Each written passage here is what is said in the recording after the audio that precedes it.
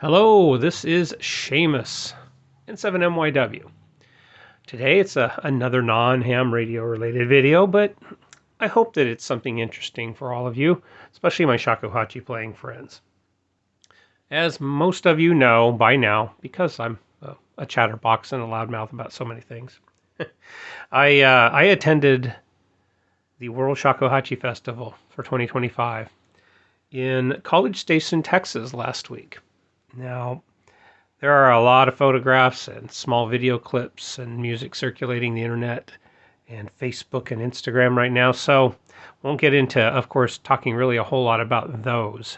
But what I wanted to do was to maybe record a small little video about my thoughts, my impressions. You might actually even call it a mini review of sorts. So, The World Shakuhachi Festival, if you have not done any research on it or it's not something familiar to you, has been, I believe, going on since about 1994. Usually it's every 4 or 5 years. It really just depends on how things come together. There have been some big ones. 1998 was, I believe, was a big one. And 2008, I believe that one was in Sydney. And then, of course, 2012, 2018 in London. There was supposed to be one in 2022 in China, but because of the COVID epidemic, that one was canceled or postponed. So, a couple of enterprising and wonderful souls.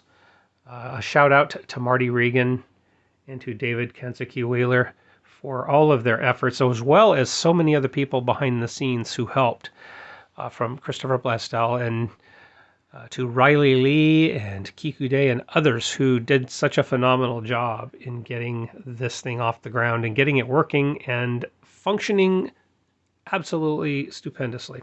The World Shakuhachi Festival is a good place for shakuhachi-minded people to come around, or come from around the world, to come down to a particular location and share their love of the shakuhachi, which is the Japanese bamboo flute.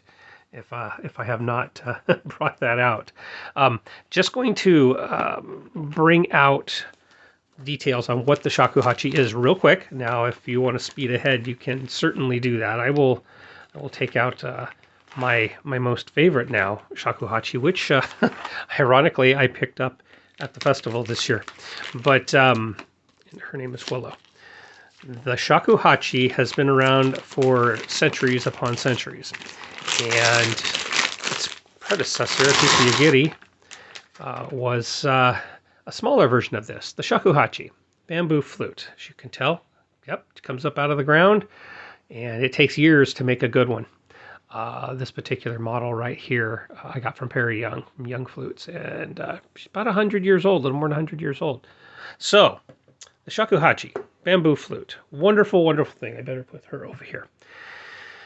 Primarily, the shakuhachi is primarily a Japanese instrument for Japanese ensemble music, for solo works. And I'm not going to get into the history of the shakuhachi because there's a million other videos on here that you can search for and learn all about them. But the Shakuhachi Festival, to celebrate all of these things, this time was held in, of all places that we never expected, College Station, Texas, which is the home of Texas A&M University. Now, there are some good reasons and some wonderful reasons why it was held in College Station, and part of that is because of some of the amazing artists that play the shakuhachi who live there, especially Marty Regan. I want to thank him for everything he did. The Shakuhachi Festival, when you sign up for these festivals, get yourself a lot of little goodies. You have yourself a gift bag and a lanyard with a pass. Of course, you have yourself a program and all of the goodies that come with it. And when you're there, there's usually a place for you to purchase small things that have been brought from vendors. There weren't very many vendors this year. I'd say there's probably about 10 or 15 maybe, in a smaller room. But boy, they packed a lot of stuff into that little room. So I'll get into that later. World Shakuhachi Festival in College Station was, to be completely honest, one of the most amazing, life-changing experiences I have ever had. The travel down to the festival, we took Alaska Airlines from Portland down to Austin, and then we rented a car and drove to College Station, which is about an hour and a half away. It's kind of located centrally in between the Dallas-Fort Worth area, Houston, and Austin. So it wasn't very far to get to. When we arrived, we quickly got into our hotel, and that evening we were able to gather with everybody else. There were, I'd say, approximately 250, maybe a little bit more, people who were at the festival and signed up. I'll come up with more numbers about that later, but that was an amazing experience just by itself in meeting everybody. Now, there are so many people within the shakuhachi community I have wanted to meet for the 15 years that I have been playing and admiring and loving this instrument. Now, I still consider myself a beginner. I always will. It's just how I do things. But to be able to interact with all of these amazing people was an incredible rush of energy, a incredible rush of musicianship, and of all of the things that we hope for when we get to see somebody we admire and listen to them play and talk to them. The event lasted for 4 straight days. Now the very first opening party, you might say, was that evening on Wednesday night, on the 16th, and then on the 17th, that's when all the things began. So, looking at this, which is the program, really well laid out and put together, incredibly well. Daily schedule of everything that was happening on every single day. And then at the end of that part of the schedule, there were concerts every single night. Wonderful concerts, amazing concerts. And then small concerts during the afternoon if you decided not to take a workshop or change out and not go to a workshop and maybe listen to a concert. And then a list of all of the workshops. I believe, if I remember correctly, there were 76 different workshops. I'd have to double check because they changed a few things. Amazing, absolutely amazing concerts and workshops put on by some of the world's best players. Many of the world's best players were here. Sure, there were some people who couldn't make it for whatever reason, whether they were touring, couldn't make it because of whatever schedule. And that's fine. We are living in a time right now where I understand travel is just not easy around the planet. And for people coming to the United States of America, that's completely understood. So this particular event, I couldn't pass up. So I had the opportunity. I'm so blessed that I was able to go to this. We started off on Thursday, April 17th, with some workshops. Every morning, we would get together and we would play what's called robuki, which primarily meant blowing the lowest note of the shakuhachi, which is ro. And we would play that continually, building up our breath, building up our lung capacities, and putting that sound, that tone out to the world, out to the universe. Very, very, very wonderful thing. And I do that every morning myself, and I love it. Then, of course, we started the opening meetings and the rehearsals being for a world premiere work, Jijimuke, which we'll get into a little bit later. All of the workshops, then there would be a lunch, and then more workshops, and then in the evening there would be a concert. And at that concert, we would walk down to Rudder Theater, have that concert, then after that it was go home, back to the hotel for the night. Next day, start it again. We did that on Friday, Saturday, and Sunday, although Saturday was slightly different. After our group Roboki, we got together for an orientation to get ourselves ready for the world premiere of the piece, because that particular piece, Jijimuke, was going to be performed by 200 shakuhachi players. So, and that went very, very well for that world premiere. Saturday night was the gala concert, and at that gala concert we played that piece out in a small little town in Texas called Round Top. Wonderful tiny little town. We were able to indulge and enjoy some of the small shops and have some coffee and some treats there before heading on over to the concert in this wonderful theater. And again, there will be videos showing all of these things later. Things went great, and we had ourselves a wonderful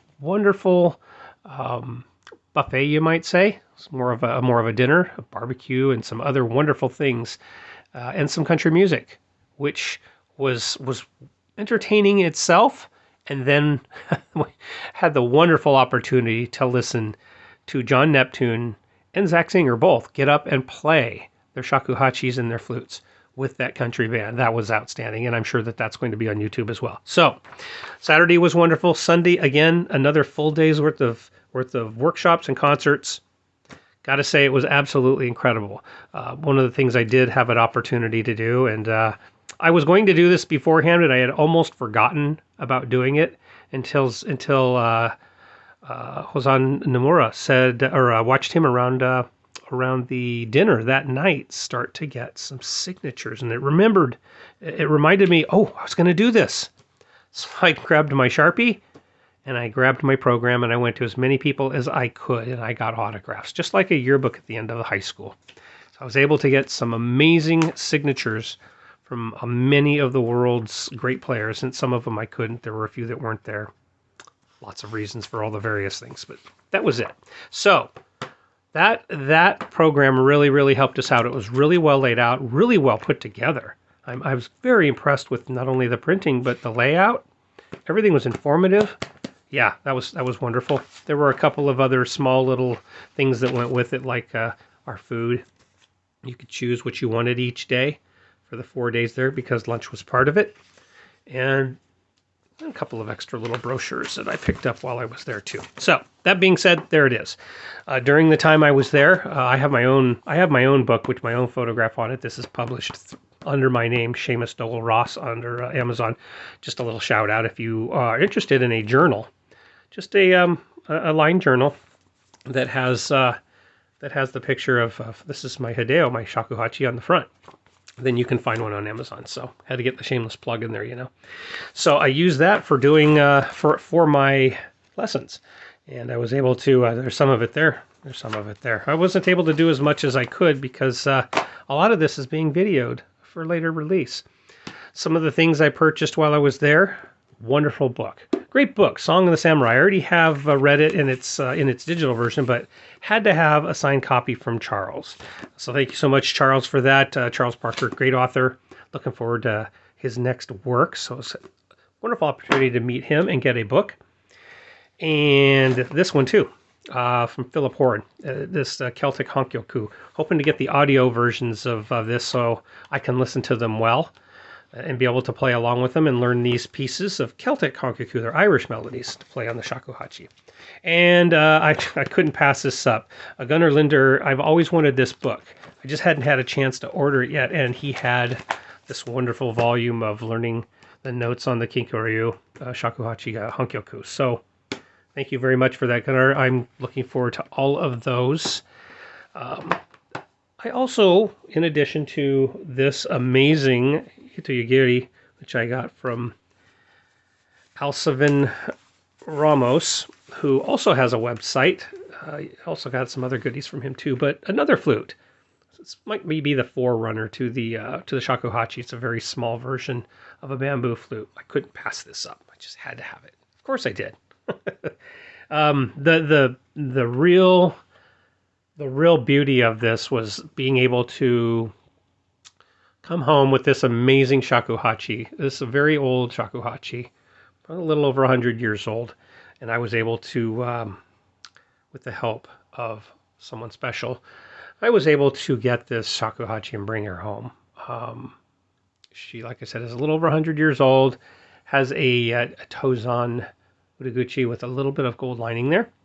You can just, the sound of the shakuhachi is absolutely amazing. And maybe I'll play and do a recording later on, but this has now become my primary shakuhachi, and playing her is an absolute pleasure. And I so look forward to continued learning with this shakuhachi as I travel this path that I've been traveling for years now. So all in all, the World Shakuhachi Festival was absolutely incredible.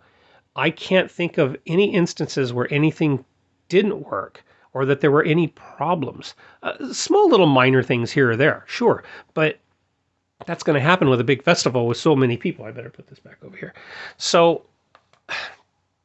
again, how do you put on these huge events without having problems? Well, Marty and David did an amazing job with a wonderful cast of other folks behind the scenes to do a lot of these things. They did make an announcement at the very end that the next one which would probably be anywhere from 4 to 5 years away. Not really sure yet. No date specified. It's going to be in Sao Paulo, Brazil. And whether I get a chance to make that or not, I don't know. Hoping it's in Japan the next one after that, which I definitely will go because I have not been to Japan yet. I really want to go to Japan. For me, it's mainly a financial thing. I've got to save up a lot of money, save up a lot of time, work a lot of extra hours, do all the things necessary to go to Japan. I will make it there someday, hopefully.